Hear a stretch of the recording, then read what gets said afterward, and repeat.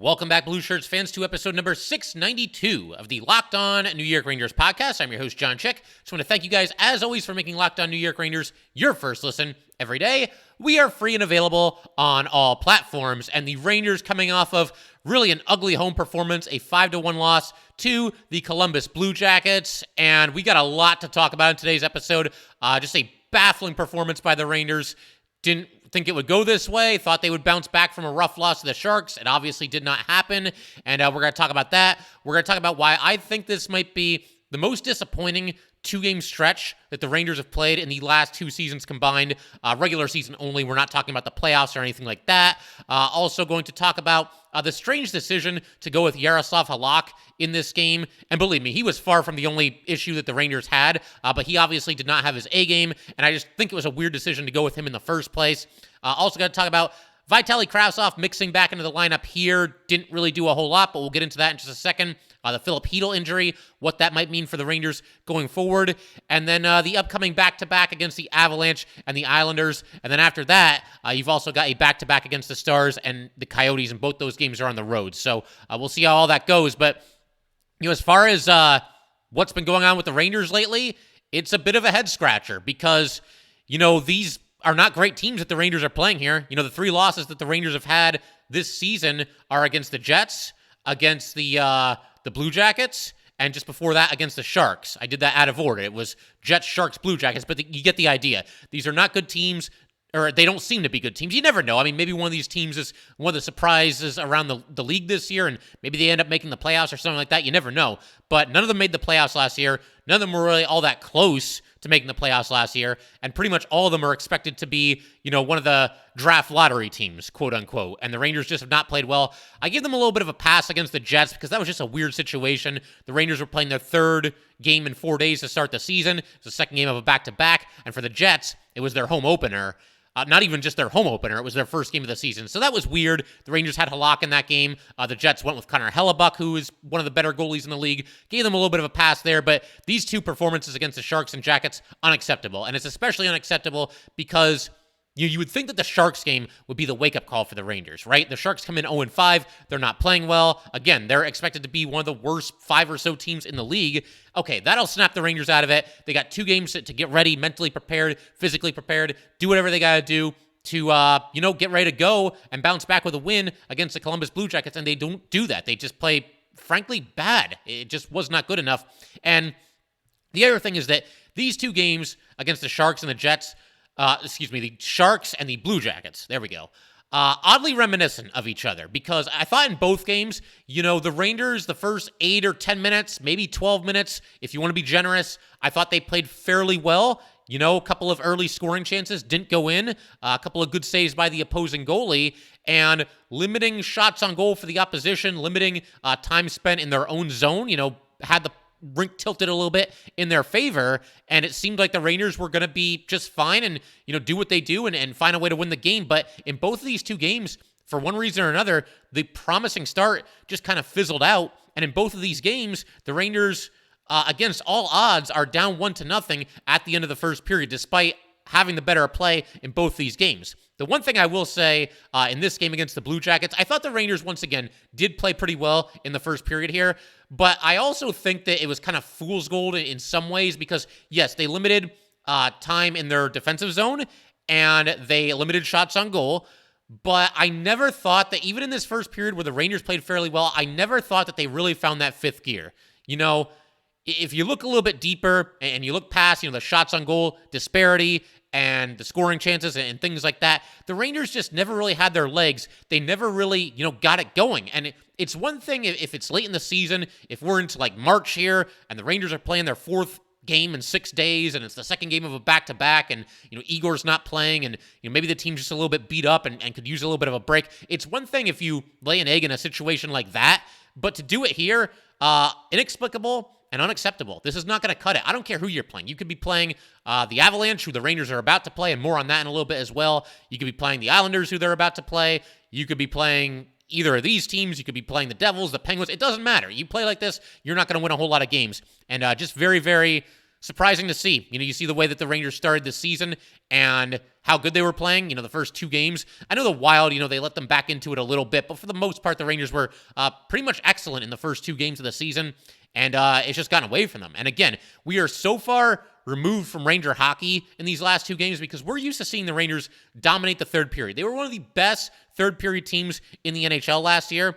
They were excellent in the first game of the season against the Tampa Bay Lightning. It was tied 1-1. They scored 2 goals in the third and go on to win that game. But the Rangers have been bad in the third period in these last two games. Just can't get anything going, completely back on their heels, being outscored, being outworked, being out-hustled, looking tired at the end of these games. I don't get it. And it's not time to panic yet. I should say that too. It is very early, but the Rangers are leaving points on the table, and we're going to talk about that concept a little bit later in today's episode, too. This was not a hard schedule to begin the season for the Rangers, for the most part. You should be banking points and beating teams that you're supposed to beat, and they're just not doing it. But again, troubling trend, and plenty of time to figure it out and correct it, but troubling trend that what was such a strength of this team last year, third period dominance, is a weakness so far this year, and especially in these last two games. Speaking of dominance, we're used to special teams dominance, and the Rangers have not looked good on special teams at all these past couple of games. I mean, the penalty kill, it's fine. They've only given up 4 power play opportunities to the opposition, and the Sharks and Jackets combined have gone 1 for 4. It's obviously a really small sample size. They've been okay there, but the power play has not been good at all. 1 for 8, and just too many power plays where it just doesn't look like anything's going to happen. I mentioned that the game against the Sharks, they got 5 power play chances, and every single opportunity that they got was worse than the one before it. And it was sort of the same in this one, too. I mean, I know they scored the 1 power play goal in this game, but it was a 5-on-3. It took them more than a minute to score on the power play, and Nyquist basically gave a perfect pass to Artemi Panarin. One of Panarin's teammates could not have given him a better pass on this play. Again, it was 5-on-3. Puck is in the corner. Nyquist, for some reason, just throws the puck to the middle of the ice, and Panarin's right there. Probably couldn't believe what he was seeing, and, takes the pass, quote-unquote, from Nyquist and shoots and scores, and that was the Rangers' only goal of this game. It took a 5-on-3 and a woeful defensive play by the Blue Jackets for the Rangers to put up a single goal, their only goal of the night against Tarasov, who is a former third-round pick, but has only played 7 career NHL games and has not really been that good up until last night. And he might go on to be a good goalie, but, he just wasn't tested enough in this game by the Rangers, and, again, it just was not good enough top to bottom. We're also used to strong defensive hockey from the New York Rangers, and I don't think we've gotten that in the last few games either. I mean, you could say, if you just go by shots on goal, that makes it look decent. The Sharks had 27 shots on goal, which is acceptable, and for the first 2 periods of that game, they only had like 11 or 12 shots, and then the Rangers had their third period meltdown, and, the shot total obviously went up. And for the Jackets here, they only had 21 shots on goal, so that sounds pretty good on paper. That sounds great on paper. You'd take that every night. But the problem is that the Rangers are giving up too many of these completely out of nowhere scoring opportunities that are due to, a defensive lapse, a poor clearing attempt, a lack of effort when it comes to winning a board battle, allowing the opposition to keep an offensive zone possession alive when it should be snuffed out. It's not that they're giving up a ton of scoring chances, but every scoring chance they give up, it seems, is due to some kind of a lapse, some kind of a mistake, or some kind of a lack of effort. And we're just not used to seeing that from this Ranger team. They're so much better than this. They're so much better than what they've shown, especially as a defensive team over these past couple of games here. And, part of the reason for the goals being allowed tonight was Jaroslav Halak. And like I said, we're going to talk about him. But as a team, the Rangers are not playing well enough defensively. It's dumbfounding to see what's happened to this team over these past couple of games. And you may be part of it, and we'll talk about this later too. Maybe the Rangers need to get back to having that, underdog mentality. They're going to be the underdog when they play at home against the Stanley Cup champions on Tuesday here. So we'll see. That's going to be a big-time test for the Rangers, a big-time gut check for the Rangers. And the other, disturbing trend that I wanted to mention here before we, move on to a couple of other things for these last 2 games here. The top line. I would say something about their performance, but I can't find them. Has anyone seen the Rangers' top line in these last 2 games? They're invisible out there, especially Kreider.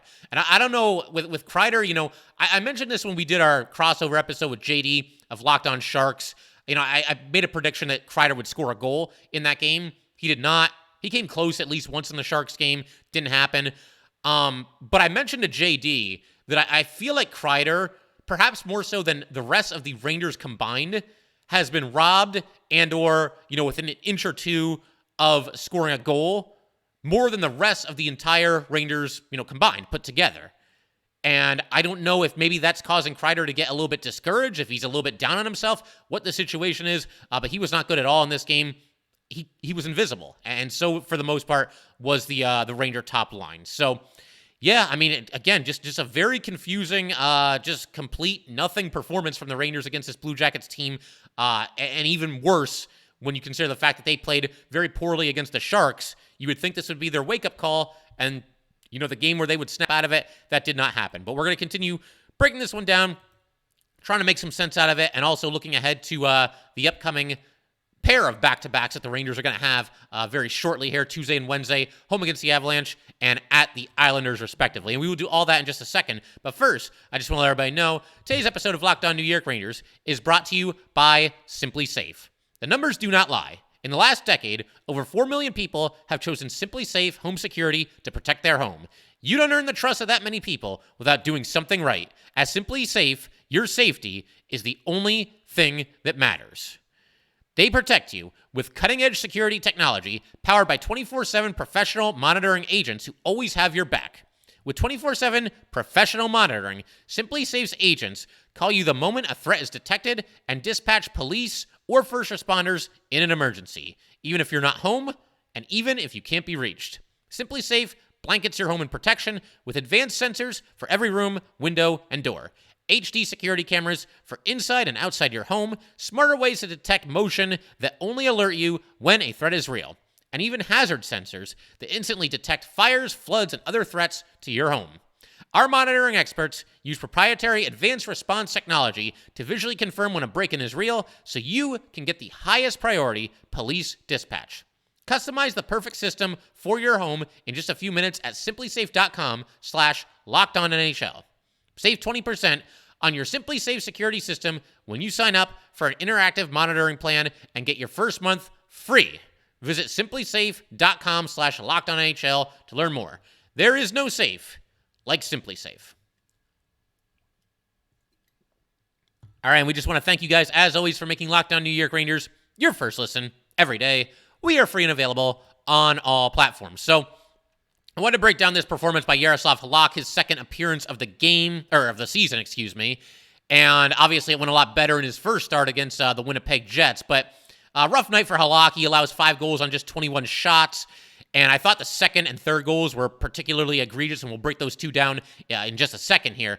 But I did want to mention, first of all, just the decision to start Jaroslav Halak in this game. Very, very strange to me because, it's the 6th game of the season, and it's not a terrible ratio to start Igor for 4 games and Halak for 2 games.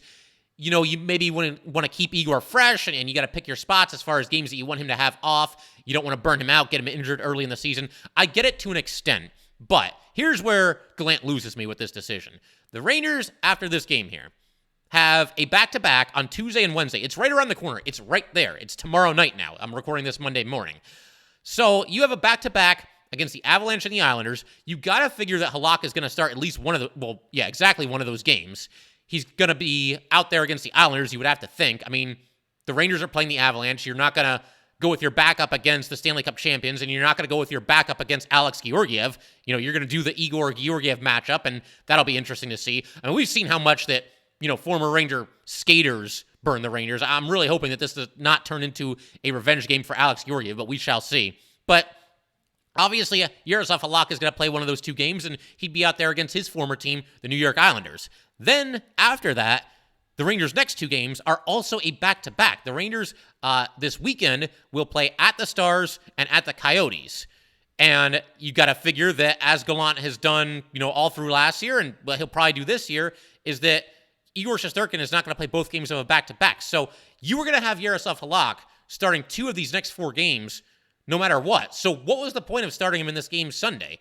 We're going to be in a situation here where Jaroslav Halak is going to start 3 out of 5 games. Why is that happening? Why did Igor Shesterkin need a day off so badly? And why did Jaroslav Halak need to play in this game so badly when you're going to have a couple of rest days for Igor Shesterkin coming up anyway? It just doesn't make any sense to me. Unless Gallant changes his mind on his whole, back-to-back thing and maybe Igor Shesterkin will play both games of one of these back-to-backs. It's at least possible. But again, why do it that way? You have a built-in reason here for Jaroslav Halak to get 2 starts. The first back-to-back and the second back-to-back. There was no reason for him to also start this game on Sunday, especially when you're just 6 games into the season and, you're looking for a bounce-back performance. You had a rough game against the Sharks. You really need to win this game at home against the Blue Jackets, and you go with the backup goalie. I don't get it. Maybe you guys can make some sense out of it for me.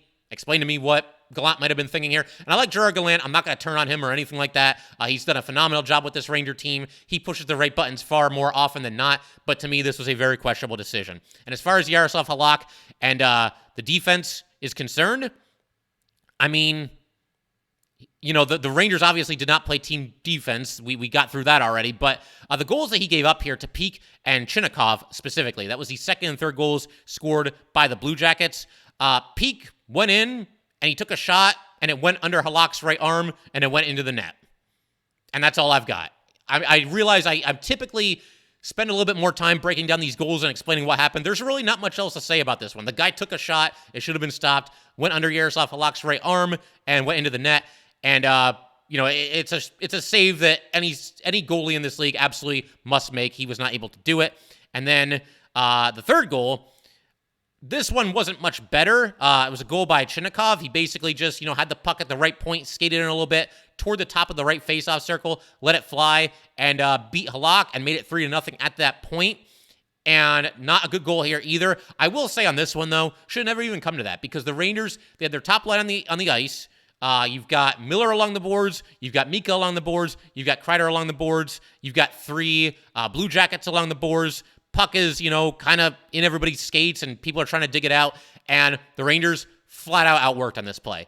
There was not nearly enough effort coming from Mika, coming from Kreider, coming from K'Andre Miller on this play to get this puck and really fight for this puck. You really need to win it and get the thing moving in the opposite direction. I don't know what was going on here. Nobody really stuck their nose in for the Rangers. They just allowed the Blue Jackets to win this board battle. And I've said this before on this show as well. I love a beautiful goal by Artemi Panarin or Mika Zibanejad or whoever it might be. My favorite goal is always when my team outworks the other.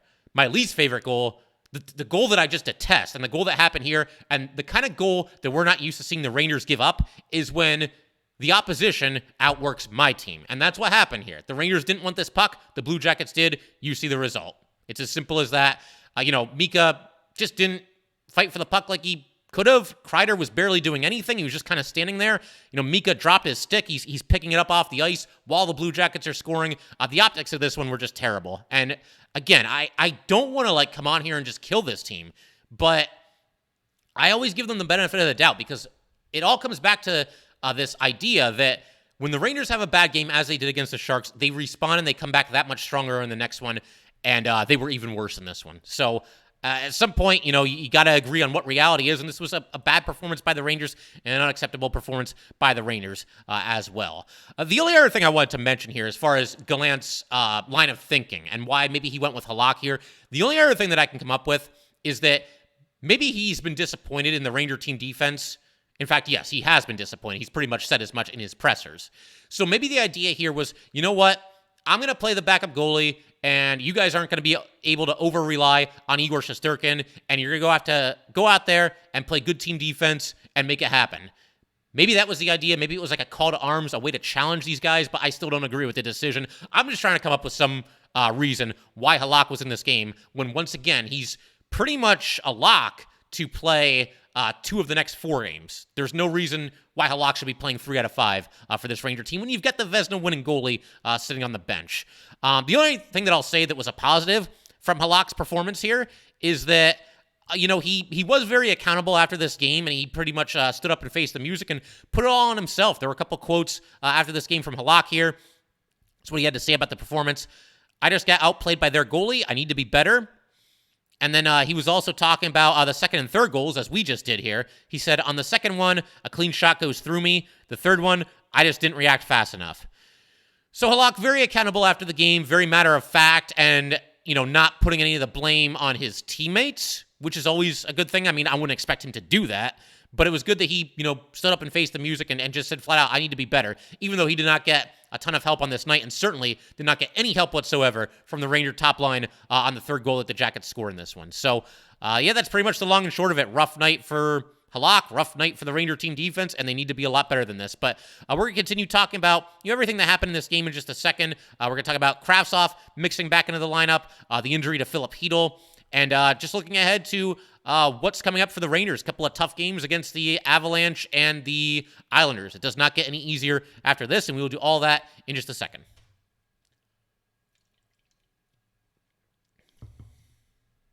Okay, so Vitaly Kravtsov making his return to the lineup.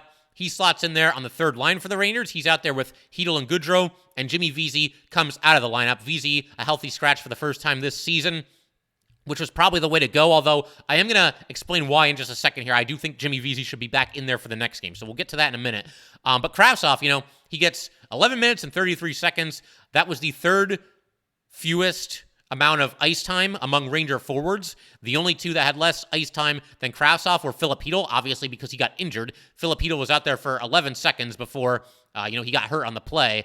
And also Ryan Reaves, who you expect, when he's in the lineup, he's probably going to be dead last as far as time on the ice is concerned. So Kravtsov, he went back out there, but didn't really do a whole lot to stand out. There was a play in the second period, a good play here. He had his stick broken while the Rangers were in the attacking zone, and he made a nice play using his skates to keep the play alive, so that was a positive. There was also a play in the second period. I would call it like a medium danger scoring opportunity for Kravtsov. Took a shot from the left circle. It was saved and deflected out of play. And then the third period, this is another play that kind of stood out for me for Kravtsov.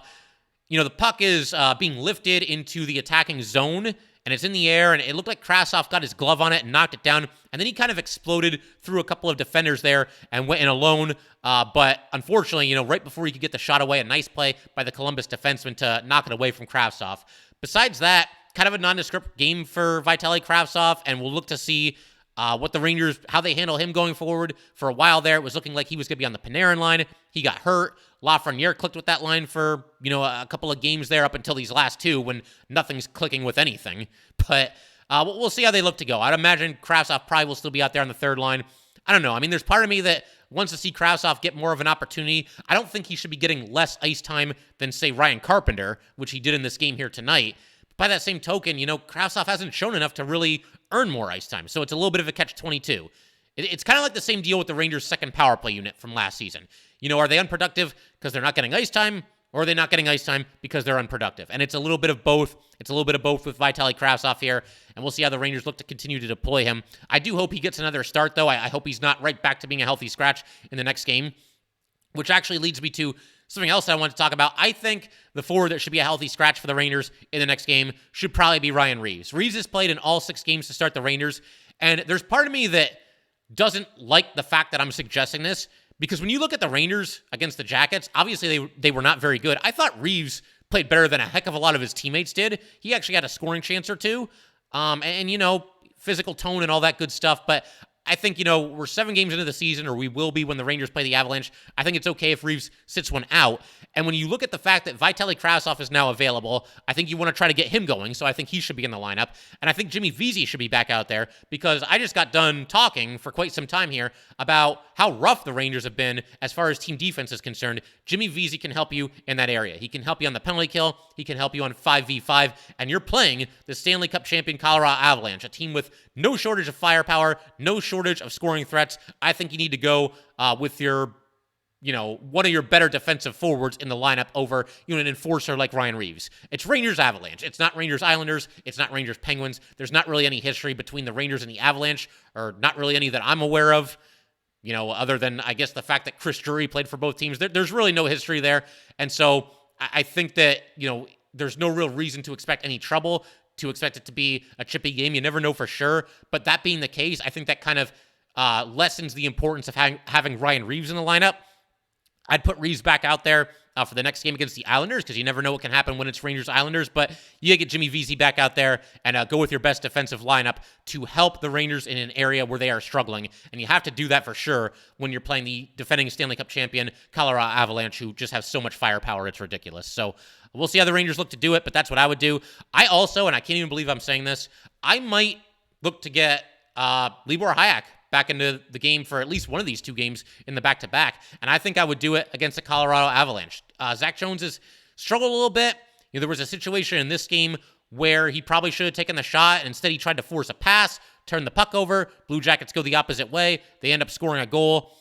Jones, I still like his long-term prospects, but he has not really stood out in a positive way to start the season thus far for the Rangers. And Libor Hájek, for as much as the Ranger fans, kind of go after him, and as much as I've said that I'd like the Rangers to look at some other alternatives to Libor Hájek, he did play very well in his one game this season. That was against the Winnipeg Jets. So I think it's fine if he gets one of the games of this back-to-back, and I think I would get him right back out there for this game against the Colorado Avalanche. We'll see how the Rangers look to play it, but I think I would give Hájek another game here. Okay, so Filip Chytil injury. This is bad because Chytil, so far this season, has been one of, if not the most consistent New York Ranger forward. This guy always has his legs under him. It seems like he's always in the middle of everything, creating scoring opportunities. He's starting to play a little bit more physical this year. He's always in on the forecheck. He's got a lethal shot. He scored a couple of goals for the Rangers this season, and just kind of a spark plug. And what's really impressive is he's done it all while playing on the bottom six. He's been on the third line all season. One of the only guys, or one of just a few of, the Ranger players that has not really moved around a whole lot this season. He's been centering that third line, and a lot has changed around him. They were going to go with the kid line, and then Kakko leaves, and he's out there with, Barclay Goodrow or Alexis Lafreniere. Then Lafreniere moves up. Now Vitaly Kravtsov is with him. Sammy Blais, I think, was on the third line for at least one game. So he's had a lot of moving parts around him, and yet he continues to produce. Really unfortunate that he got injured on his first shift of this game. And let me get this out of the way first and foremost. I don't think this was a dirty play. Sillinger kind of just crashed into him. They were in front of the Columbus net. Chytil tried to veer to his left, and Sillinger's elbow caught Chytil in the head. Chytil went down. He was ruled out at the start of the second period as far as returning into this game. I don't think it was a dirty play, though. I don't think Sillinger even saw him or didn't even realize that Chytil was turning toward him. And he didn't extend his elbow or his shoulder or anything like that. So just one of those unfortunate things that can happen during the course of a hockey game. I didn't have any issue whatsoever as far as the contact was concerned. But it is going to hurt the Rangers. As far as how you can look to replace him, you're going to have to go with Goodrow centering the third line now. And so you figure Kravtsov will be out there on the third line. And if Chytil cannot go in the next game, then probably I would guess either Vesey or Blais will be on the third line left wing, most likely. We'll see how they look to do it, but it's obviously a really rough injury for the Rangers, and it's something that really kind of points a spotlight at the fact that this team is still hurting for depth, at least a little bit. I think every team around the NHL, probably you could say that about to an extent, because you can't have $10 million players up and down your lineup.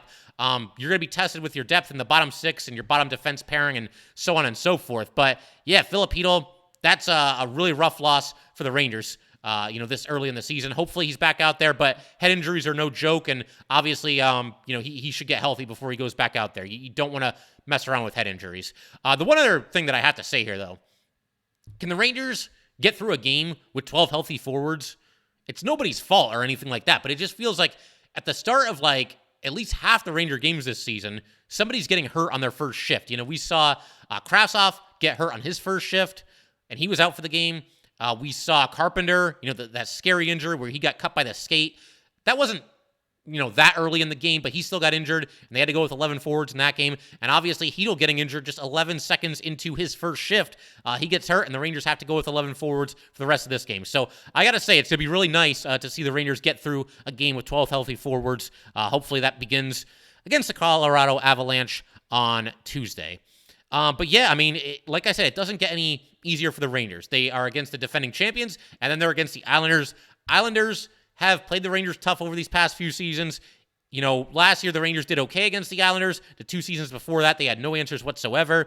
The Islanders just turned these games into complete slogs, and the Rangers have a hard time getting anything going. They try to force passes that aren't there, and then the Islanders counterpunch, and it usually doesn't go well for the Rangers. So, Rangers, it's gut check time, man. You got to step up, and you got to find a way to get some points in these next 2 games here, because what's really unfortunate about this stretch here is the Rangers have now left some serious points on the table. You lose to the Jets, Again, I'll give them a little bit of a pass for that one for all the reasons that I explained earlier in this episode. But you lose to the Jets, you lose to the Sharks in overtime, and you lose to the Blue Jackets. You get one total point out of a possible 6 against those 3 teams. And yet it's still early in the season. There's plenty of time for the Rangers to correct everything that's ailing them right now.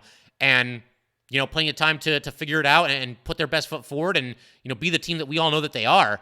But these games at the start of the season, they're not weighted any differently than the games at the end of the season. There's 2 points on the line every time you go out there. And if we're in a situation at the end of the season where the Rangers don't win the division by a point or 2, or they, finish 3rd instead of 2nd in the division by a point or 2 and have to go on the road in the first round of the playoffs, we're going to think about these games because these are, as far as I can tell, not good teams that the Rangers are losing to. And it's not just that they're losing, they're just not playing Ranger hockey. It's just that simple. And I already got done with my whole rant about that earlier in the episode.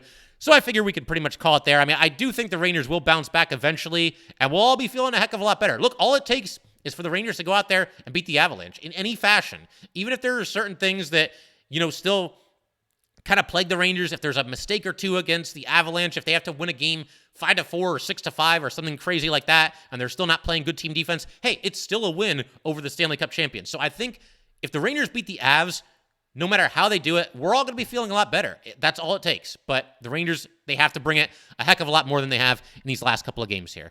But I figure we can call it there. If you guys would like to get in touch with this podcast, please send an email to lockedonnyrangers@gmail.com. Once again, that is lockedonnyrangers@gmail.com. And definitely give us a follow on Twitter as well, @LO_NY_Rangers. Once again, that is @LO_NY_Rangers. And definitely subscribe to Locked On New York Rangers YouTube channel. Thanks again, guys. I'll see you next time.